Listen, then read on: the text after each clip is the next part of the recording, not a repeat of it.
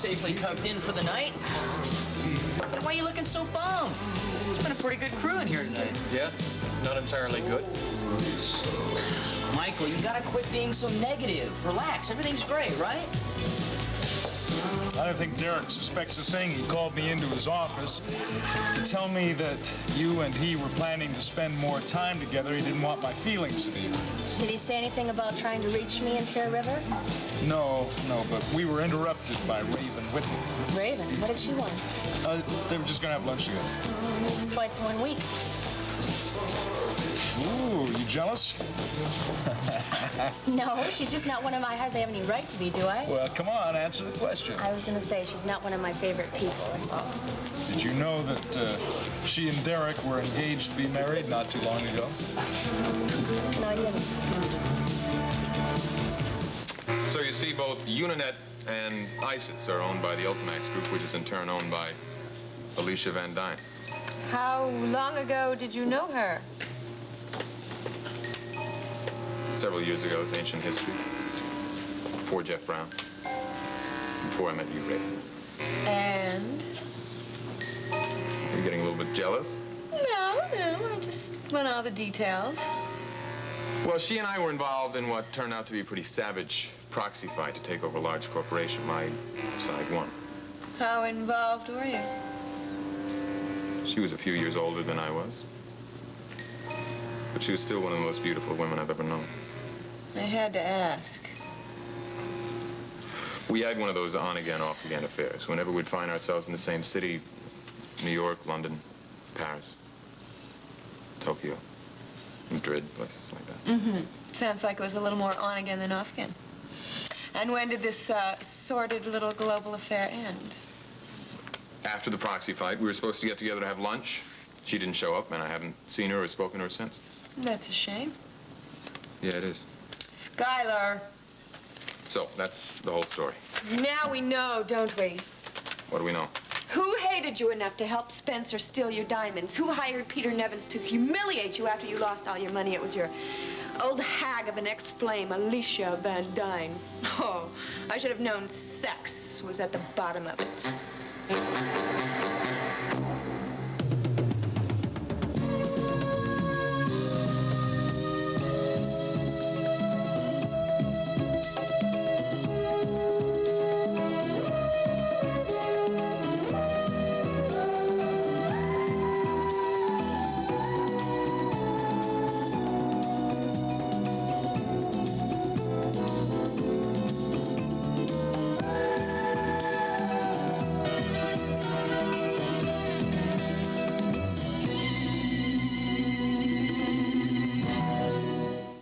The Edge of Night is brought to you by High Point Coffee, the coffee lovers decaffeinated, and by Cascade, the dishwasher detergent that leaves dishes and glasses virtually spotless.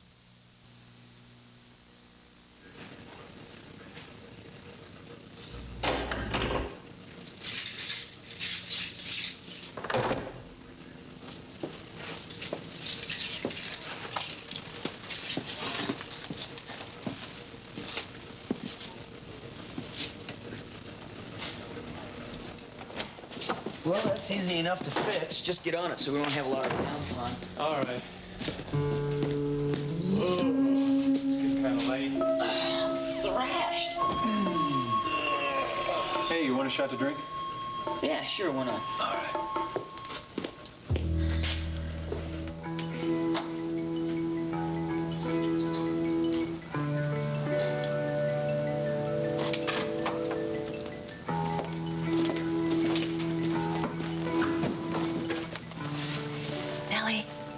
I'm home. Oh, Chief Mallory. Oh, I'm sorry. Nellie, I'm so glad that you could sit for me this evening. Here, now this should be about right for, what was 4 hours about? Here you go. How was Matthew? Oh, he's such a beautiful child. I'm terribly sorry. No, it's all right.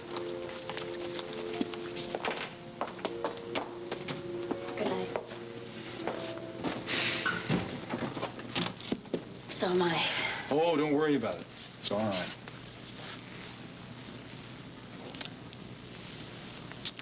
Let me check on Matthew, okay?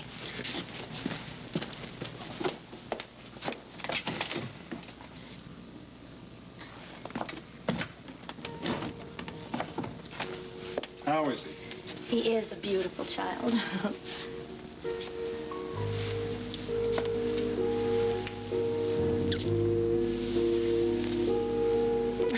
Damn. I know. Oh, Miles. I'm sorry. Now, you're feeling guilty about Derek, huh? Yeah, well, wouldn't you be? I guess it's only natural. Let's give it a little time. Can we do that? Chris, the more time we give it, the easier it's going to be to pretend it never happened. Maybe it didn't. You came to my bed. You made me feel so alive again. Oh, Miles.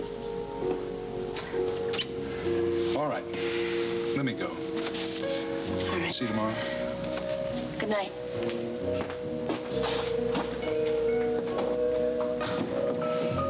Oh, Chris, what are you doing? Oh, man. It's gonna be morning soon.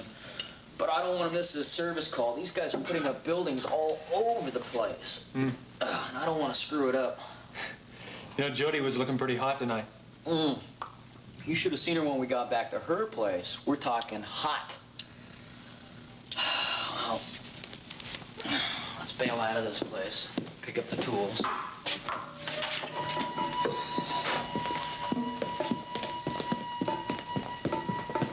Oh, man, I hate these really cold.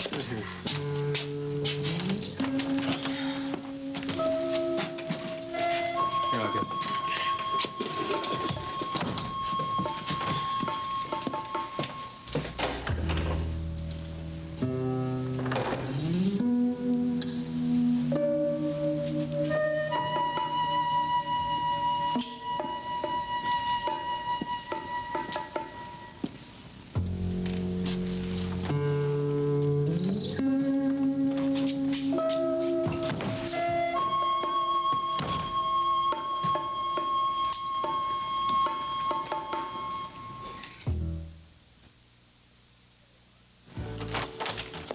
So the bottom line is that underneath it all, or in spite of it all, Peter Nevins is a very good journalist. Well, it was awfully nice of you to hire him back as a junior reporter.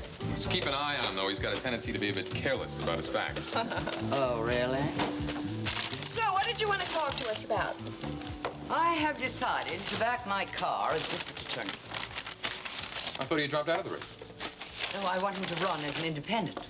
He hasn't agreed as yet, but if he does, I am giving him my full financial support. And Schuyler, I want you to be his campaign manager. You want me to be his campaign manager? Well, yes, why not? We Whitneys have politics in our blood. And sneakiness. I beg your pardon. Geraldine, I'm flattered, but the only reason you could have for wanting me to run Mike's campaign is to sidetrack us, to keep us from our investigation. And we have every intention of continuing. Now, Schuyler, I think you would make a very good campaign manager. I'm very good at lots of things that I do, but that doesn't change your intention. Oh, all right. I only suggested it because I'm afraid for your safety. There's no reason to be afraid, but thank you. No reason. Since you two became private investigators, illegally, I might add, you have been shot at, trapped in elevators, nearly blown up. And we're still here. Barely. Geraldine, don't you have a TV station manager? Yes, we would just love to chat, but we have a very busy schedule today. Just no use talking to you two, is there? Nope. Fine.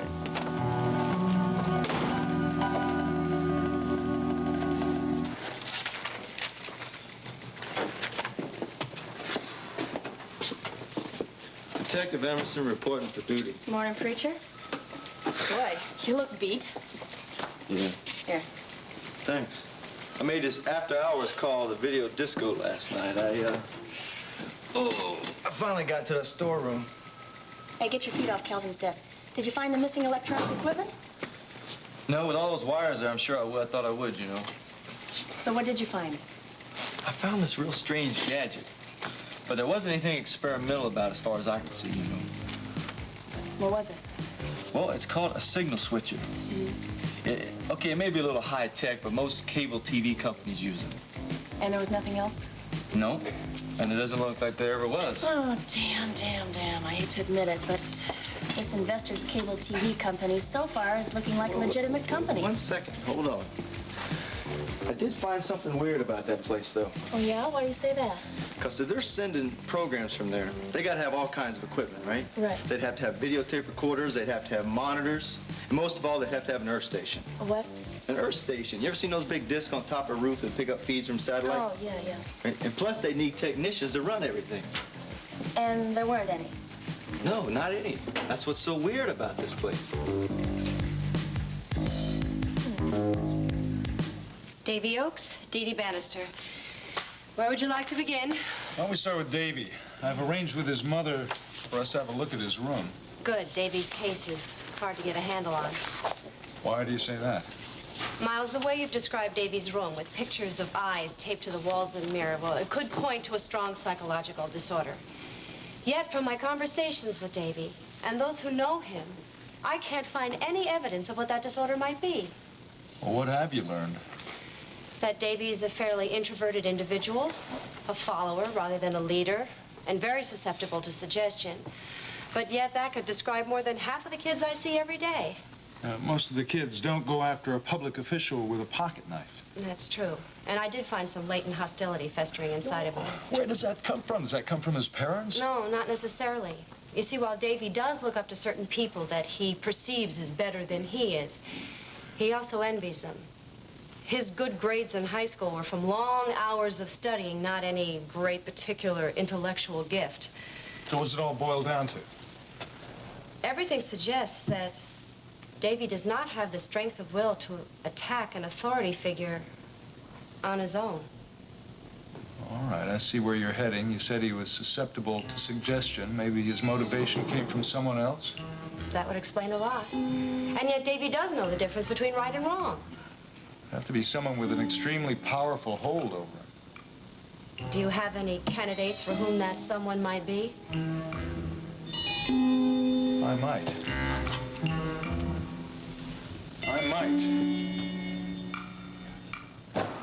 Well, where is she? Who? Oh, come on! Shelley Franklin! She's wonderful! She was wonderful. Let's face it, Mitzi.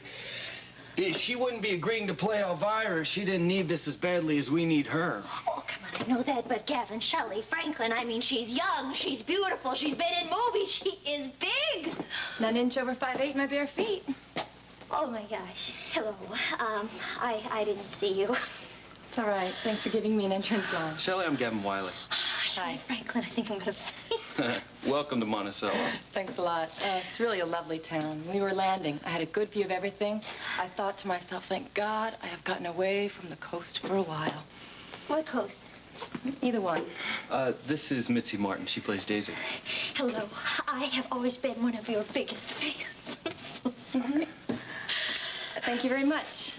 Gavin, I really have to confess something here. I haven't had a chance to read the script yet. There was some mix-up with the messenger service or something. I don't know. I didn't even get a copy of it till I was about to get on the plane. Do you believe it? Then, of course, I had to talk to people. My fans, you know. Well, there's a bigger mix-up than that.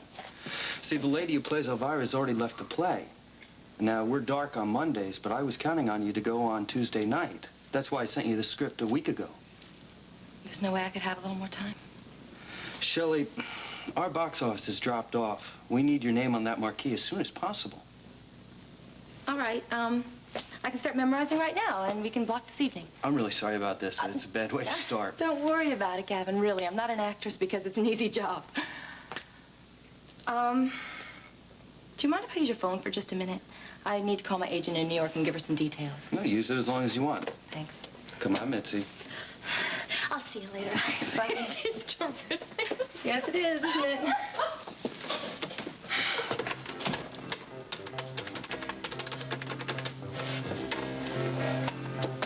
This is Shelley. Let me talk to her.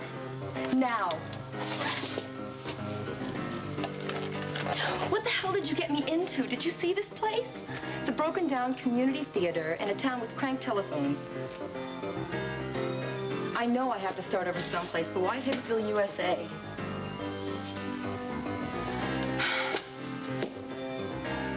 I'm trying to relax, damn it. Do you want to know the farm boy that runs this hole wants me to go on stage tomorrow night? He just memorized the whole thing in 2 days. No, you didn't tell me that. Well, okay, maybe you did. But I thought he'd be reasonable about it, you know? Yes, I know I have to start over someplace. Just wish my last chance were somewhere else, that's all.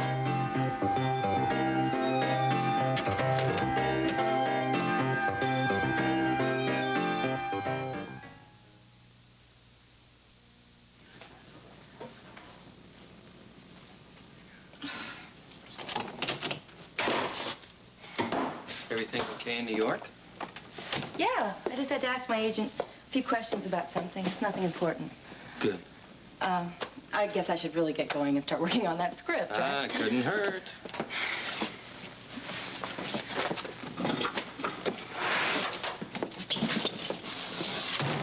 Oh, excuse me. Hey, Gavin, I'm real sorry I'm late, man. Oh, it's all right. I'd like you to meet our new Elvira Turnbull. This is Shelley Franklin. Shelley, this is Preacher Emerson, our technical director. How you feel, baby? Huh? Not too bad at all. That's great.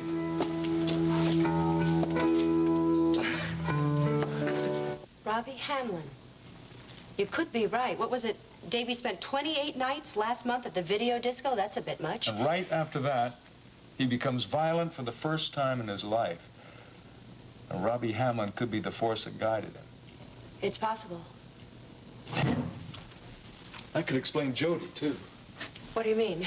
I'm sorry, Jody, that's my sister-in-law. Well, you met her the other night. Oh, maybe I'm seeing something that isn't there, but I suddenly got the feeling that maybe she, too, is under Robbie's influence.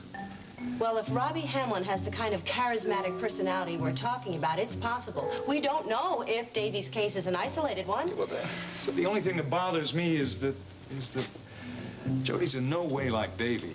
How so? The first thing you notice about her is how independent she is, no nonsense, very assured for her age. That would be just the opposite of Davy Oaks, Yes, wouldn't it? pretty much. In which case, she doesn't sound at all like a candidate for the type of domination I'm thinking of. So I wonder what it is that's wrong with her. I can't tell, but if you'd like me to, I'd be happy to examine Jody. No. Well, I don't know. Maybe I'm overreacting. Let me think about it, all right? Fine. So what is the story on Dee Dee Bannister? I'm afraid I haven't made much progress with her. Why is that?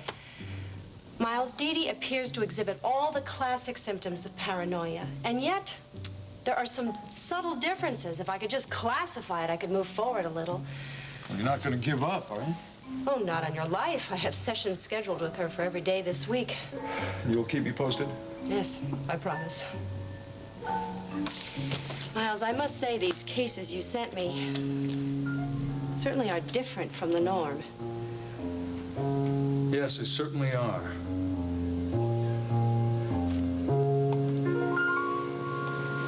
Hey, Robbie?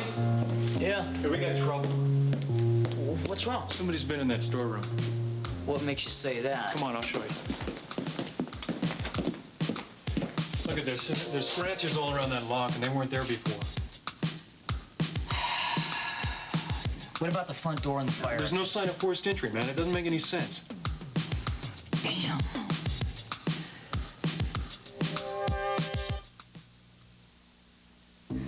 All right, let me see if I've got this straight. Uninet and ISIS are owned by Ultimax, which is owned by your lovely ex-girlfriend, Alicia Van Dyne. Come on. Let's not get personal feelings involved in this. The thing that we have to do is to find all those missing diamonds. I bet that old bag stole them. We don't know that, and she's not an old bag. She's a very lovely woman.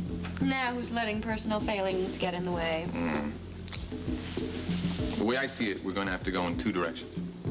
The first thing we have to do is track down Alicia. I'll do that. We'll work together. The next thing we do is to investigate the ISIS building, including especially those top 2 floors where their executive offices are. Well, whoever it was didn't need to break into this place, which meant they had keys. Damn, we should have changed that lock. But they did need to break into the new lock on the storeroom door. I don't understand, man. I mean, who do you have keys to this place? Someone who used to work here. Someone like Preacher, maybe.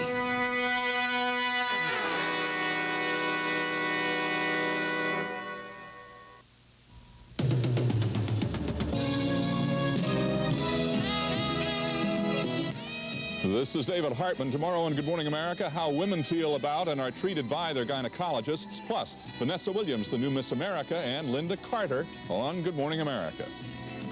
Tonight, the stars of the new ABC show Lottery introduce the couple who won the world's richest lottery on the season premiere of That's Incredible. Then the Miami Dolphins face the Los Angeles Raiders on ABC's Monday Night Football.